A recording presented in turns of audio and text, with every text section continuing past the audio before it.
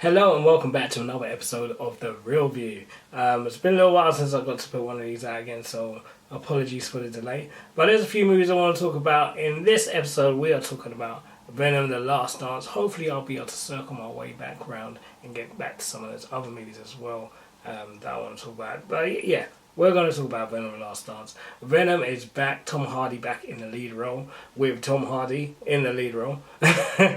Eddie Brock and Venom. These movies, I made a video not too long ago called, I believe I titled it, Venom and the Spum Theory, and just about all these sort of Spider-Man adjacent movies. And I wouldn't say this film proves that theory right, but I wouldn't say it totally puts it wrong either. But anyway, check out that video if you get a chance. And also, while you're here, now that you're here, you might as well like, share, subscribe, and leave a comment. Hit the notification button, all them kind of things. Just get involved with the channel and what I'm up to. Okay, so this movie I saw this last night actually, opening weekend again, which was cool. I think there's quite a lot of love for Venom. I don't know how well it's doing in the box office, but from what I can see in the cinema listings and the people turning up to see it, I think it's doing alright. So third in the trilogy of movies. I can't even believe that it got to a trilogy, but here we are, and let's see how it does. This one is directed by Kelly Marcel and written with Tom Hardy, starring of course Tom Hardy with Chiwetel Ejiofor, I hope I said that right, Juno Temple, who you might know from Ted Lasso, and there's another Ted Lasso cast member in this as well, but we'll get to that. You got Rhys Ifans, Stephen Graham, Peggy Lu, returning, Clark Backo, Hala Finley, McCloud and Alanna Ubach, amongst others. So yeah, let's get into it. As always, there's time codes in the description below, so if you want to skip ahead or you want to avoid spoilers, just check it out. And also remember, I always put out my first thoughts non-spoiler reviews, which is currently available as well, so go check it out. Alright, let's talk about Venom: The Last Dance. That was my Tom Hardy impression. The voice is a bit like it's like I like monstrous, mortified Bane, Dark Knight Bane. You know, when he played Bane, a bit of that voice in there.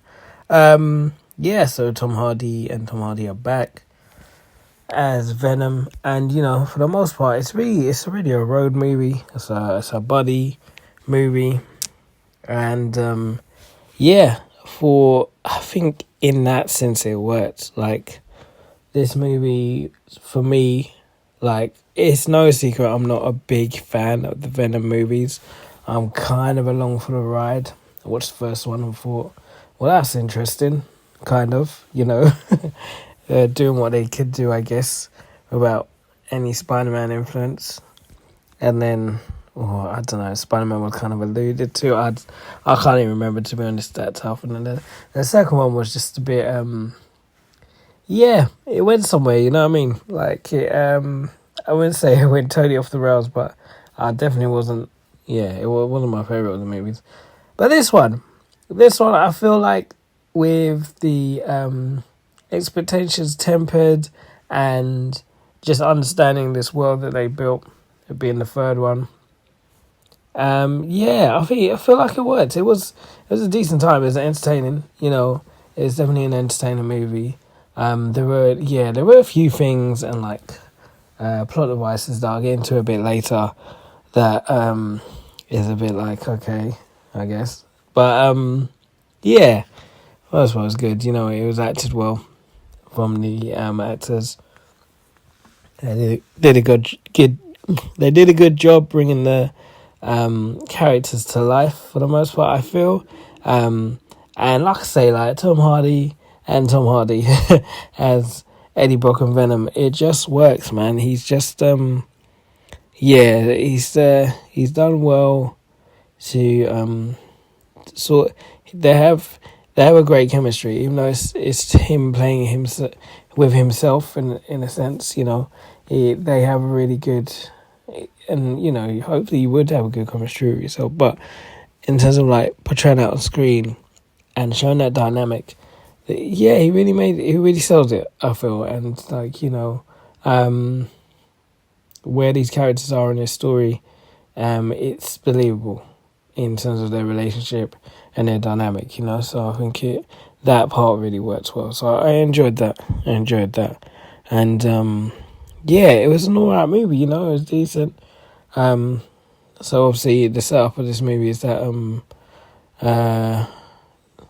Eddie Brock and Venom are on the run. They just come back from that multiversal thing as well, but they're on the run because they're fugitives of the law. I don't know if that was alluded to in the last one. I mean, possibly, but basically they're being sort of blamed for the death of the Detective Mulligan, who Stephen Graham played in Let There Be Carnage. I can't remember if that character was also in the first Venom as well, but anyway. So there was that, and and the adventure begins, I guess, on the run, doing what they do, and early doors. I'll get to that in a minute, actually, because it's not. I don't feel like this part I'm alluding to it's a spoiler, but if you don't know, if you haven't seen it in trailers or you don't know anything on the web or whatever, on the web, or not really in this, then you won't know what I'm really talking about. But anyway, overall, I found this movie, like I said, was entertaining. There were some points I wasn't too keen on, but there was some other stuff that I quite enjoyed. And it was a decent watch. You get me? Like it wasn't one I would necessarily turn off if it was on the TV and all that kind of thing. And would I go out of my way to watch it again? I mean, possibly. I don't know. Like I say, it was a good enough time. And I'm settled into the world of this version of Venom, this Sony movie. And I know, with my Venom and the Spum Theory video that I've got up on YouTube, I just kind of I didn't trash these movies, but especially the everything outside of Venom was just hasn't been great. And for me, the Venom movies have just been, I don't know, I guess they've been alright, but also again not my favourite thing to watch. But this one was a lot better than I thought it would be, and I enjoyed it a lot more than I thought it would. So I'll give it, this sandwich is feeling not satisfying. So there you go. It's a fine movie. It's a good enough time that I didn't feel like my time was being wasted, Right, now moving on to some spoilers, I guess. I'm going to talk about just a few different things, and let's start off with some of the things that... Okay, so in... What movie was it? Was it No Way Home end credits, or was it... it must have been No Way Home end credits, where Eddie Brock shows up in a bar because he's been pulled in because of that spell about, knowing Spider-Man. And I guess the argument was that Venom's symbiote somehow knows Spider-Man in the multiverse, and so, he gets pulled in or whatever. So basically, if you don't know the story from Spider-Man No Way Home, is he makes a rift in the time-space continuum, and the multiverse starts putting in all these different Spider-Man villains and all this kind of thing. And one of those would be Venom by way of a bar in Mexico or whatever. So he gets pulled in briefly, makes a cameo, and leaves a sliver of Venom behind, which sort of makes you feel like it's leading up to these worlds colliding, or at least a version of these worlds colliding where Spider-Man and Venom are in the same universe. This movie sort of it starts off with that, but the whole thing where Eddie, or Venom should I say, is looking for Spider-Man doesn't kind of happen. They do sort of try to go on this road trip to try and get to New York so that Venom can see the Statue of Liberty and all that kind of stuff, I guess, and I don't know, eat a billion hot dogs or whatever, I don't know. But yes, as far as the whole Spider-Man angle, none of that materializes like at all. Like if anything, it kind of retcons it. It's not even really mentioned anything to do with that, and whatever, that's fine. Whatever, if that works for the movie. Maybe like a deal didn't go through or whatever, or maybe something wasn't allowed, or they wanted to keep that clear so that you could do another thing with Spider-Man. And to be honest, where Spider-Man No Way Home ended, I just want some street level stuff for Peter Parker again, and just like back to basics. No Iron Man, no fancy suit, all that kind of stuff. So that was for me. But in terms of this movie in particular, The Last Dance, it also kind of works in the way they shift the story. Some of it is a bit like problematic in that it just feels a bit forced or a bit like circumstantial, the way that stuff's pulled together. Like the whole thing with that family searching for the aliens, and funny enough, with Rhys Ifans showing up as the dad of that family, I was like, wow, like this guy's actually been in a Spider-Man film. Now he's in the Spider-Man adjacent film. I was quite surprised that he was even in the role, but his character was fine. I just found the whole family thing a bit weird, a bit of a weird tool to get to the end point or the finale of the movie. And yeah, just like, I don't know, it didn't like slow down the movie particularly much, but I didn't necessarily find it that interesting. And that whole like exchange between the kids in the car, played by Dash McCloud, and Eddie, about aliens and stuff, and him like sort of trying to tell him that aliens don't exist so he wouldn't be scared and whatnot. I feel like that whole plot was like done before. I can't really remember the other. Like I said, I can't really remember the other movies too tough. But either I heard that on How Did This Get Made podcast, Earwolf podcast with Paul Scheer, Jason Sudeikis, and oh my gosh, I can't remember Paul Scheer's wife, Julie Green, or I can't remember her name.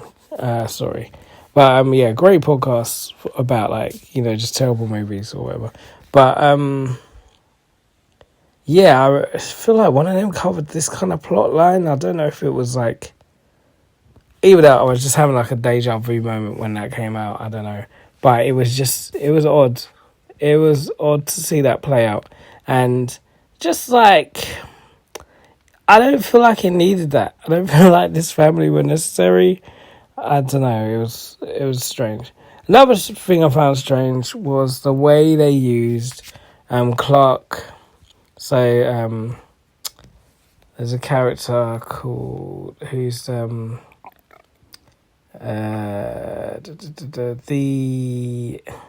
professor. She's got like a friend basically who's also a professor, Dr. Teddy Payne. His colleague Sadie, who is the scientist with the Christmas badge on her jacket, played by Clark Backo. Like, they made a point of, like, a lot of lingering camera shots, a lot of, like, suspicious looks on her. And to me, it came across like, oh, she's going to die. She's probably going to die soon or whatever. Or she's probably going to get killed off. So I was kind of waiting for her death to be on screen. But it turned out that she was basically working with the symbiotes and wanted to save. I mean, the more I talk about it, the more this movie is kind of falling apart for me. But, I mean, yeah, it was just, even that within itself, that reveal, it didn't feel too forced, but it was just like, huh? Okay, I guess that was it. But yeah, going back to Dr. Teddy Payne, played by Juno Temple. So she was obviously Ted Lasso cast member, which was cool. And also the barkeep is Cristo Fernandez, who is also in Ted Lasso, the very happy Mexican guy or Latinx guy. I I'm not sure which one. But anyway, yeah, going back to Juno Temple's character, Teddy Payne, yeah, she's got this obsession with like aliens and researching aliens and all that kind of thing, because her twin brother wanted to be a scientist, and basically you get flashbacks of her backstory.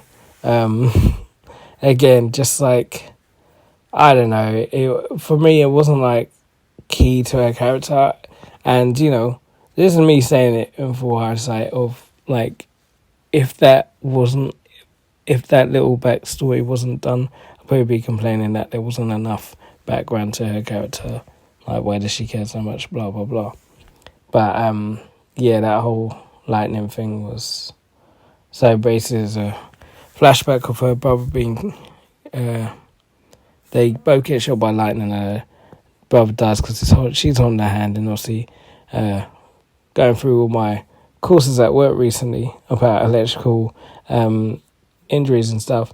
When electricity passes through the human body, it tries to find an outlet for the power to go through, and that outlet in this case is the ground on the sandy beach, but it passes through her into her brother and through the ground, killing her brother. And yeah, basically she ends up, so that's the reason she's the doctor, she's studying aliens as she is, because it was her brother's dream, so she wants to carry that on. And it was sweet and whatever, is nice, but again, something I didn't particularly care for. But it was there. And you got Chiwetel Ejiofor as Captain or General Strickland, I think it was. You know, the militant army guy, no nonsense, doesn't care for all this alien mess, just wants to get stuff sorted, make sure they're not under threat, under danger, keep America safe. And yeah, he played it well. He played the role well. It wasn't as one-dimensional as those kind of roles can be, although, you know, it did lean more towards that way. But yeah, you could understand his motives. It was, you know, he acted it well, and you could understand why he was doing what he was doing, and why he carried on the way he did. And to be honest, hero of the movie, let's be real, like, you know, he didn't mess up anything and all that, you know, so whatever. But the biggest plot device that I don't take issue with, but I also I was also a bit like, okay, so basically, as we all know, if you've seen the movie, we're in spoilers now, Noel, who is the Dark Lord, the creator of the symbiotes and these other creatures chasing the symbiotes, he's basically locked in this prison by his symbiote children, and they've locked him in there. And for the, yeah, I guess the plot device I take issue with is that, so in order to get him out of the prison that they've made for him, and enable him to get out, he needs the key, and the key is basically a codex that's in Venom and Eddie, because Eddie died while Venom was there. They now become one life force or something, some crap like that, and now they have this codex, and basically he sends out these like alien hunter dog beast beetle disgusting things to go and hunt and find the codex, which is only visible when Eddie's transformed into Venom. So yeah, basically they're chasing after him, and yeah, I don't know. For that part of the story, I basically just had to let go of all sense and, you know, and careful logic or any, like, you know, it was a bit like, okay, all right, you gotta get the thing, and if he's this way, you gotta show the thing. It kind of felt like a tool keeping the budget down, so you don't see Venom too much. But what's cool is you got to see some Venom animals. Obviously, the horse on the trailer. There's a Venom frog. There's a fish at one point. But I don't know. I just didn't know what to figure that storyline. But I accepted it because I just wanted to get through the movie. If I begin questioning stuff like that too much, I wouldn't have enjoyed the movie. So there you go. It's one of us. You just got to kind of let it wash over you. But yeah, it was a weird tool to use, I feel, and it wasn't the best. Wasn't great, but it didn't. For me, it didn't kill the movie off for me, but it just. I remember when it got to it, just be like, what? And then all this time, also I know stuff gets retconned and rewritten, and you bring stuff in later and whatnot. But after all this time, you're telling me all this. Why were the symbiotes before trying to kill you off? Is because the codex thing had to happen and stuff. In the first one I remember is against Riot, Symbiote, and everything's cool there. And in the second one, Carnage, which is of him. I don't know, whatever in it. Whatever. Basically, you just cannot say whatever and get on with it. So that's what I did. I know that's so happy about it, but, it is what it is. But yeah, the other thing about, Noah is, he's making all these, portals, kind of like the multiverse portals, or, Doctor Strange's portals, I guess. That's what they resembled. That's what they looked like. And I was just I know he's got to get, I know Plot Device has got to get the key, which is Codex, blah, blah, blah, blah. Why don't you just make a portal for yourself, fam? Just, how's this work? How's this work that you can't leave? How's it? But again, you can't pick it apart because then you want to enjoy the movie just because you got to let it lie. So I did, for better or for worse. And I know it just sounds like I'm slating this movie. I will come up with some stuff that I liked about it in a bit. But I just got to get this off my chest, Also, I love to see Mrs. Cheng, played by Peggy Lu. I loved her return. I was here for that, you know what I mean? But the whole dancing thing. I know it's called Venom: The Last Dance. When they met up in that whole dance sequence with Venom and Mrs. Chen, I was just like, why? We all know the Codex is Eddie even said you'll be seen, whatever, But nah, let's just get the monster chasing us just to have a dance, a stupid dance, and have ABBA dancing cream playing, and then do that weird remix, and then I was so what? Why this way? Why not make it something? I guess someone thought it was fun. Like I say, great to see Mr. Chen, but I didn't need that. Didn't need that dance. I wanted her in the movie still. Find me and her in Vegas. Cool up to that point, but the whole I only help you dance with me kind of thing.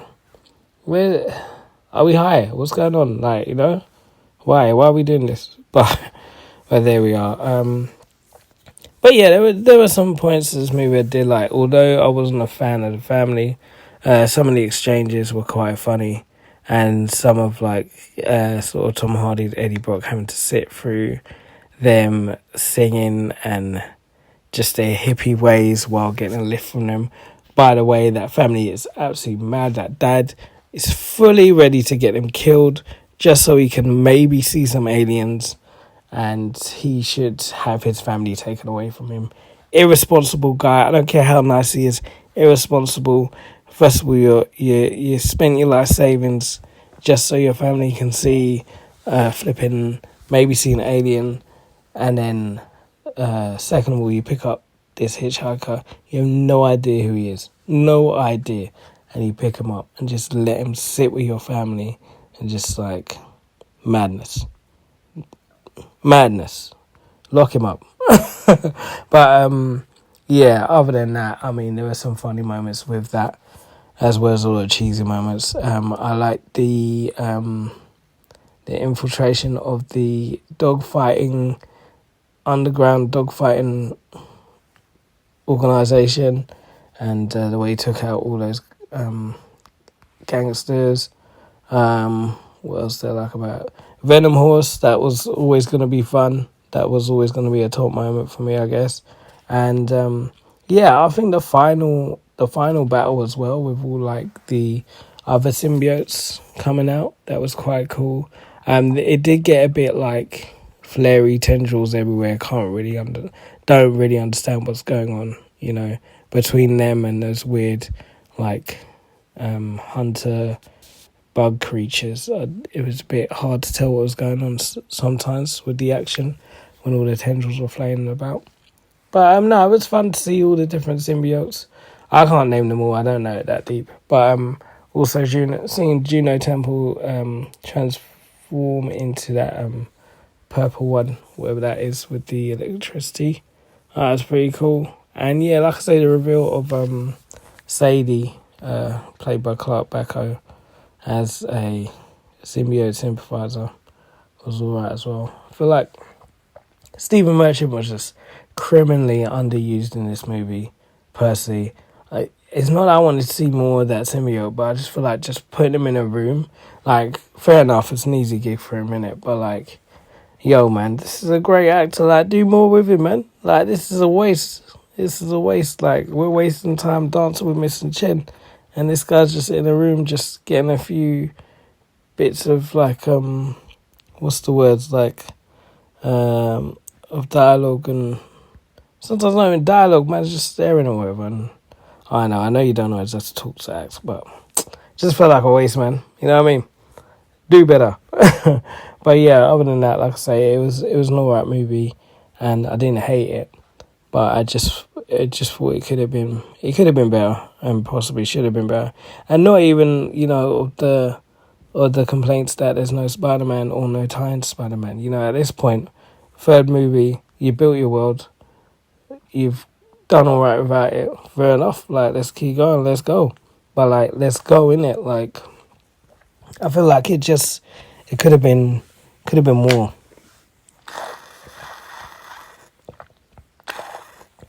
Could have been better, and for me personally, it wasn't. But it was a good enough time. And will I watch it again? Yeah, probably. But no rush. But yeah, like I say, the sandwich has been not satisfying. Oh yeah, and one more thing. So there's this during the like pursuit of Eddie Brock Venom, there was this like secret organization guy, or some guy in the shadow ordering to get the to bring him in, basically.